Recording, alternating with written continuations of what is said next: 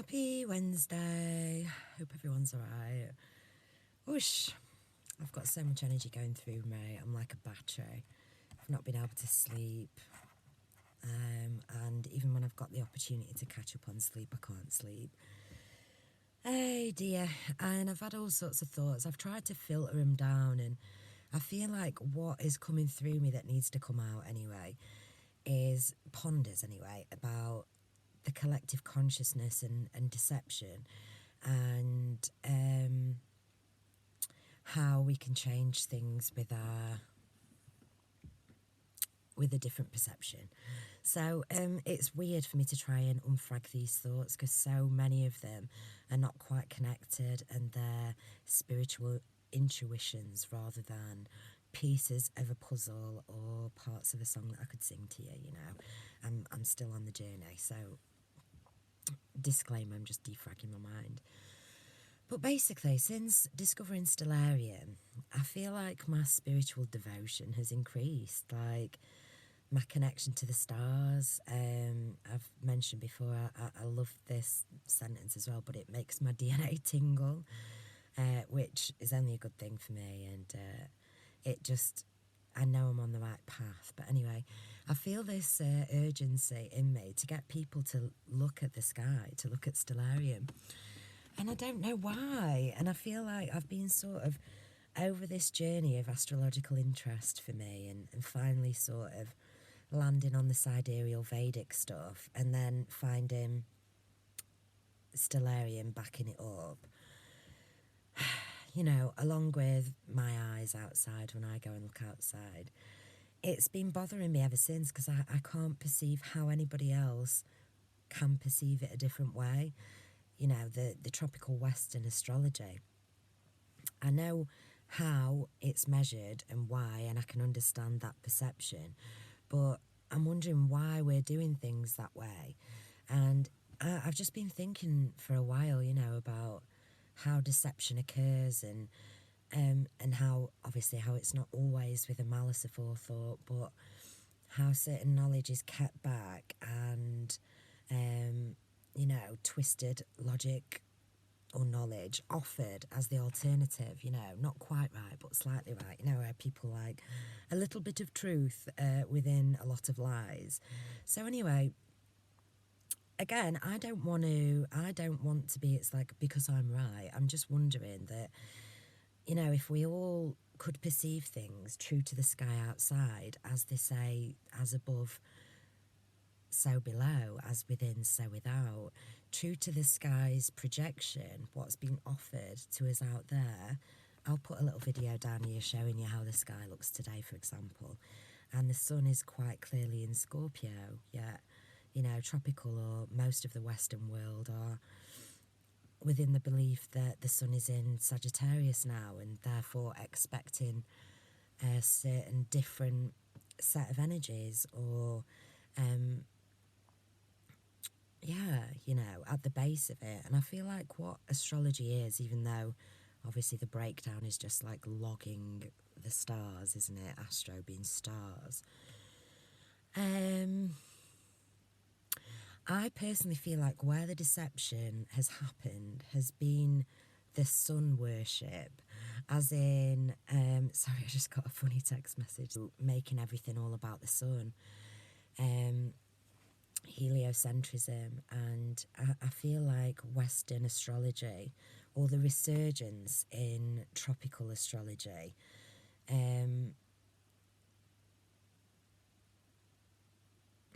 well, no, that's not fair. You see, I'm not schooled enough in this, and I know that some people would be able to, you know, laugh me down in a debate about this, people who have got vast astrological knowledge, but it just seems to me that it sort of all coincides with the whole sort of,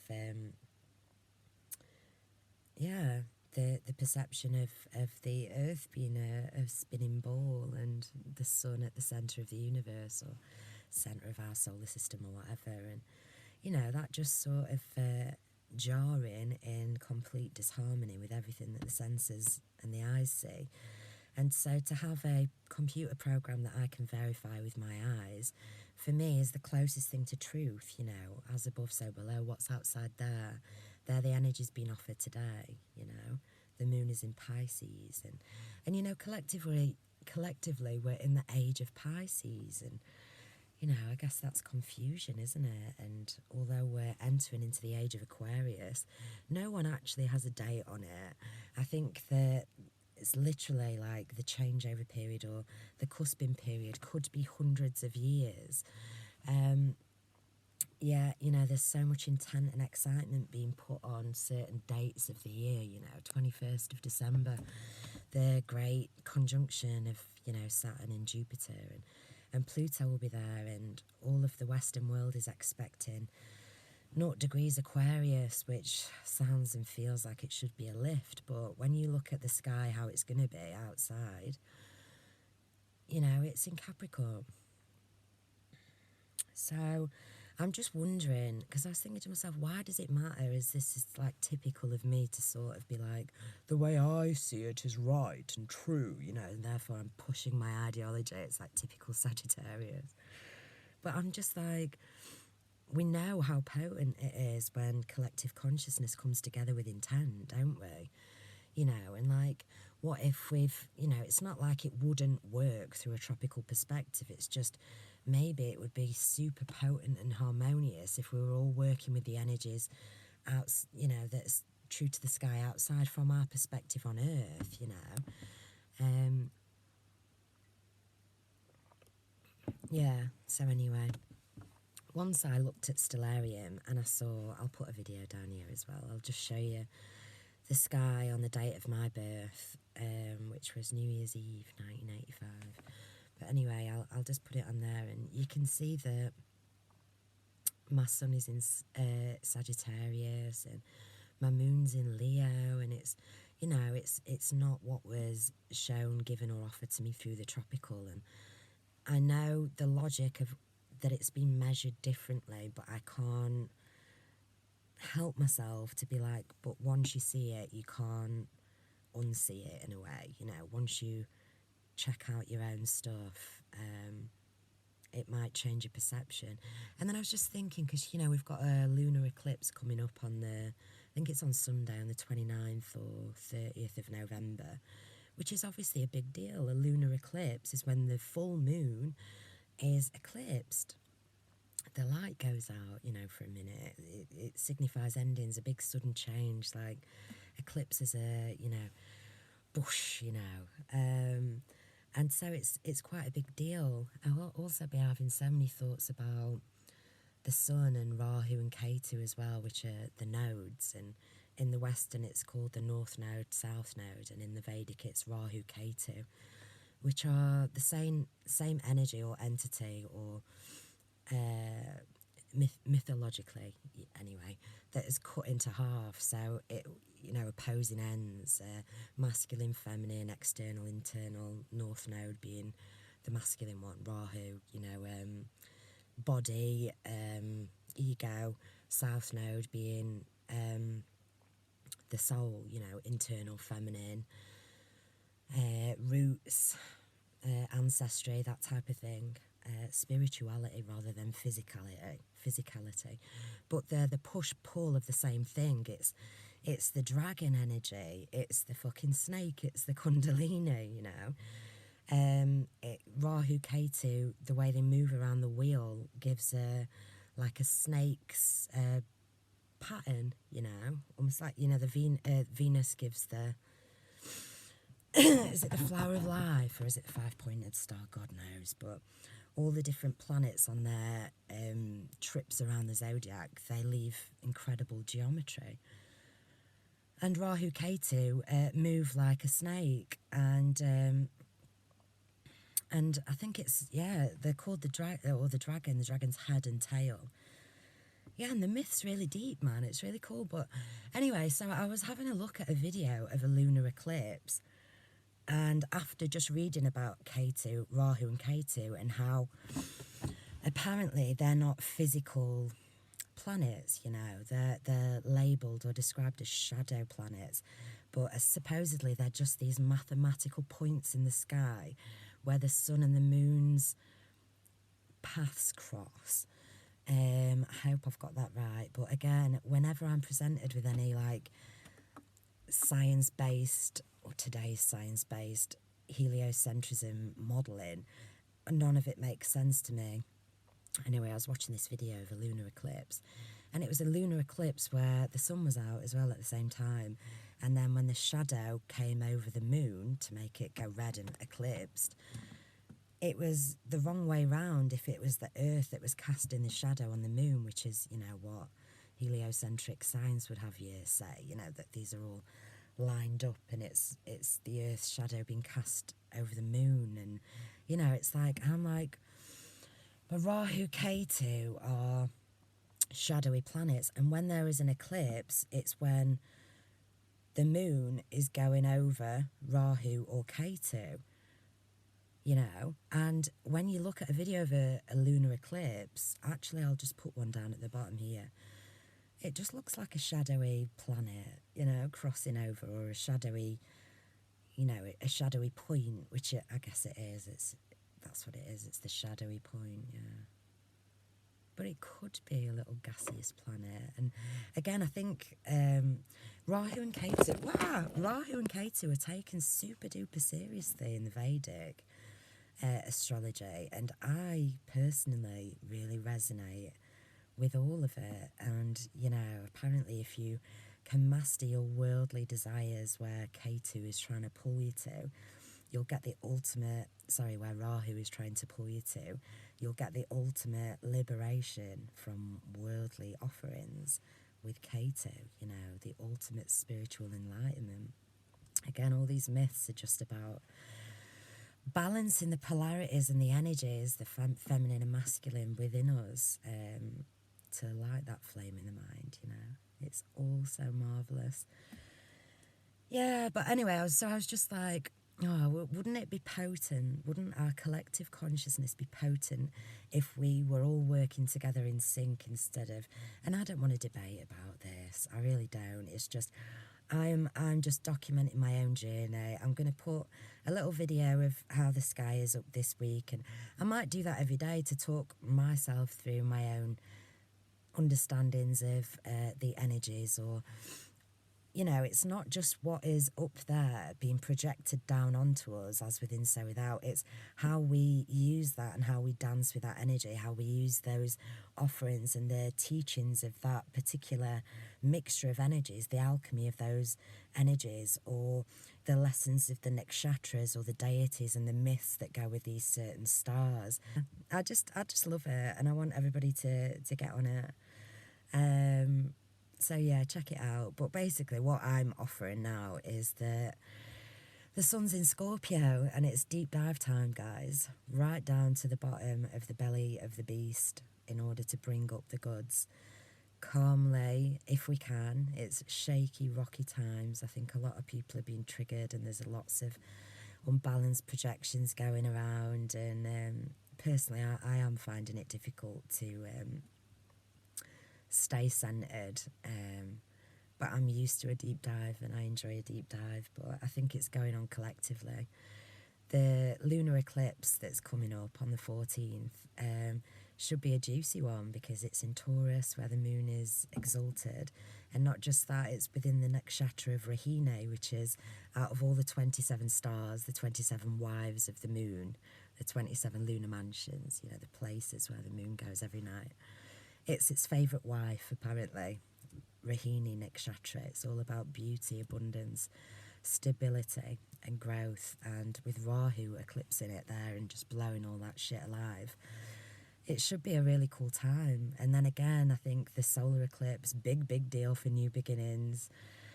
On the 14th, maybe I'll do a video about that.